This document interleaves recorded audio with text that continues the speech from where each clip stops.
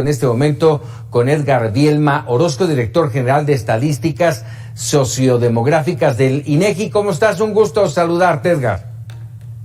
Francisco, un gusto también saludar a ti y a tu auditorio. A ver, déjame preguntar lo que decía hace un momento, y hacía yo el comentario de los datos que ofrece la Secretaría de Salud. Decía yo que es una pequeña muestra. Esto tiene que ver mucho, Edgar, con el exceso de mortalidad. ¿Cómo vamos en ese sentido? A ver, lo que publica la Secretaría de Salud obedece a un sistema de alerta temprana epidemiológico que es muy importante, sobre todo para ver tendencias hacia dónde se está moviendo las defunciones, si están subiendo o bajando. Pero en México y en el mundo tiene un costo esa oportunidad de la información, que es que no puede reflejar la totalidad del fenómeno por la velocidad con la que está llegando la información. La cifra oficial ya del volumen del total de las muertes que se presentan en nuestro país corresponde al INEGI, y es lo que venimos haciendo. El mejor ejemplo es lo que el día de hoy estamos rindiendo cuentas de lo que ha sucedido tanto de enero de 2020 a junio de 2021, como en lo particular de enero de 2021 a junio de ese mismo año, respecto a los últimos 6 meses. ¿Y qué historia ha pasado, mi señor Francisco? Uh-huh. Bueno, si lo vemos respecto a el primer semestre de 2021, ahí se registraron 579,596 defunciones, destacando el mes de enero con la mayor prevalencia. De hecho, el 28% de estas defunciones que te comenté fueron en el mes de enero, y si fuera todavía más preciso, se dieron de manera muy importante en la tercera semana epidemiológica, donde hubo el pico más alto, con más de 42,000 defunciones. Eso es el momento, de hecho, histórico de toda la pandemia en este año y medio, y a partir de eso ha venido descendiendo este fenómeno, dejando a su paso para este primer semestre 145,000 defunciones por COVID, 114,000 por enfermedades al corazón, las estoy redondeando las cifras, y la diabetes mellitus con 74,500 defunciones.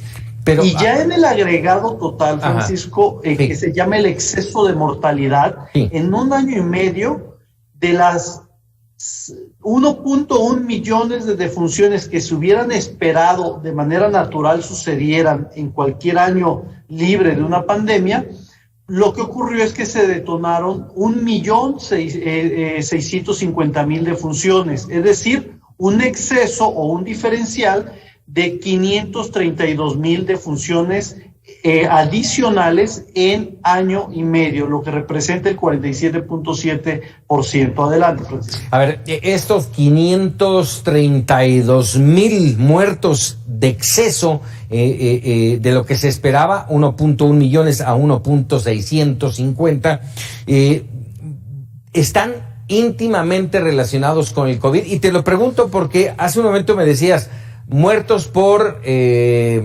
infartos, por ejemplo, por paro respiratorio, paro de corazón, o por diabetes, pero muchos de ellos tienen relación con el COVID.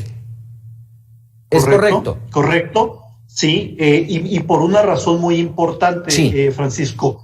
El COVID es una enfermedad que no solamente afectó a las personas que fueron vulnerables de manera natural a este virus, sino que también afectó a aquellas personas que venían padeciendo una situación crónica, ya sea del corazón, ya sea de diabetes, ya sea de neumonía, por la famosa POC, respecto a enfermedades crónicas, respiratorias, etc.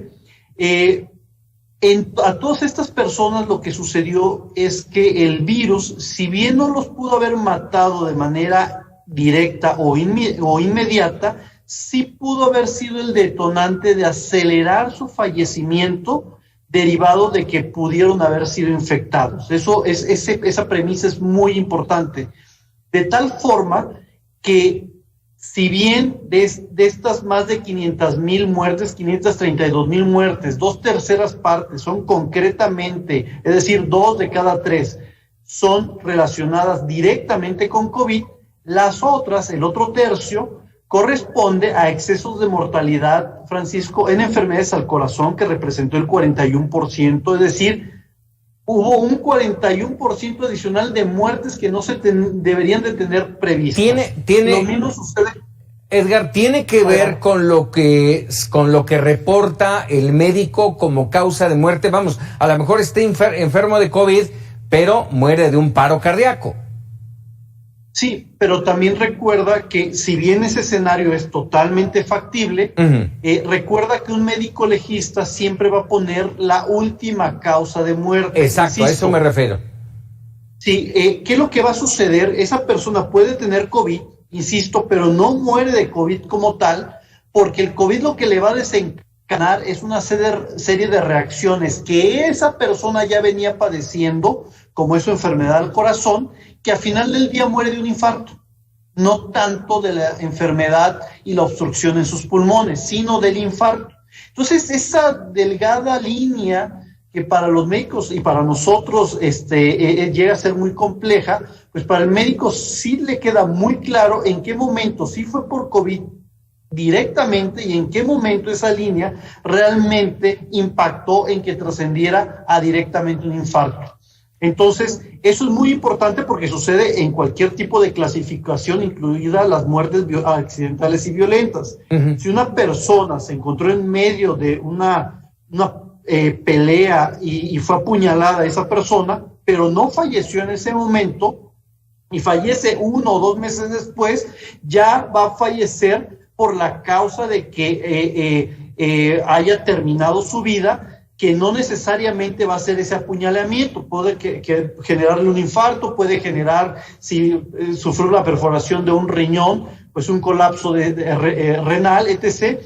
Y entonces ya queda sobre eso, no sobre el homicidio, queda sobre ese colapso que se presentó en ese momento. Por eso es muy importante tener en cuenta estos detalles finos, pero que sí la Organización Panamericana de la Salud lo que dice es, bueno, sean peras o sean manzanas, vamos a sumar todo lo que no debió de haber sucedido, que se le llama exceso, y al final la conclusión es que COVID afecta a 532,000 personas, sí, ya sea de manera directa y aparece en su certificado, o de manera indirecta, y en las indirectas puede entrar todo, desde estos escenarios que te estoy comentando, claro, desde el escenario en la que la persona le dio temor a ir al hospital, y sí, por eso se estaba infartando, pero no quiso ir al hospital por temor a infectarse y falleció, o aquella persona que llegó y el hospital estaba lleno y no fue posible su atención.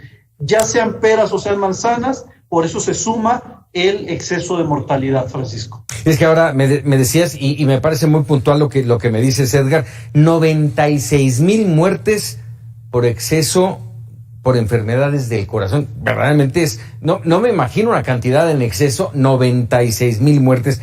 Con este número, Edgar, ¿cómo medir el impacto del COVID de acuerdo con las estadísticas del INEGI?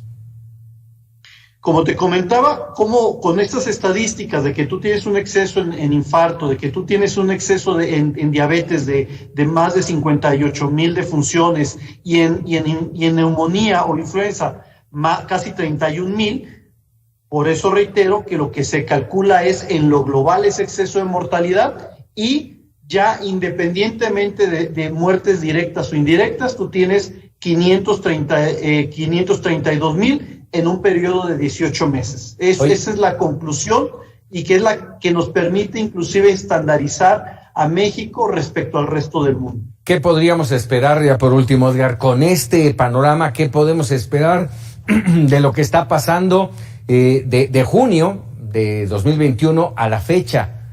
¿Qué podemos esperar? Ha ido incrementándose esta situación. Bueno, a ver, vamos a clarificar ese tema. Tenemos 2 fenómenos que se están dando, uno hacia la baja, que son las muertes, y otro hacia la alza, que son las infecciones. Respecto a las muertes, tenemos inclusive de manera coordinada con la Secretaría de Salud y el Instituto Nacional de Salud Pública, lo mismo que RENAPO, CONAPO y el IMSS y otras instituciones, sí, un boletín todavía más actualizado en el cual estamos viendo que está tendiendo hacia la reducción con ya cerca de 650,000 muertes en exceso. Eso paulatinamente está descendiendo hasta el momento. Pero por otro lado, efectivamente, las infecciones, dado que la variante más reciente es altamente infecciosa, está provocando no tantas muertes, pero sí un exceso de infección que llega a saturar, por ejemplo, los hospitales o la carencia de mano de obra en los mercados de trabajo, ¿no? Entonces, estamos teniendo ahorita dos vertientes. La primera es la más favorable, que es el hecho de que haya la menor cantidad de muertes, y eso ya está sucediendo. Y estamos en una segunda etapa que también es importante tener cuidado, que es la infección. Porque, insisto, aunque no mate, inhabilita a esa persona para que no pueda desempeñar sus funciones del día a día. Así que son dos cosas que aún todavía tenemos que tener mucho cuidado. Así es. Y bueno, nada más reiterar, Edgar, COVID, principal causa de muerte en México. Así es, la primera causa de muerte durante el periodo del primer semestre de 2021. Edgar Belma, te agradezco muchísimo estos minutos. Como siempre, un fuerte abrazo a todo tu auditorio. Muchísimas gracias, el director general de Estadística Sociodemográfica del INEGI, y estos datos ahí para puntualizar lo que hemos venido señalándole, el exceso de mortalidad, todo este tema de el COVID, la relación directa con la enfermedad, con lo que genera el coronavirus, y la reiterada petición, hay que cuidarnos. Ese es el punto. Vámonos con otros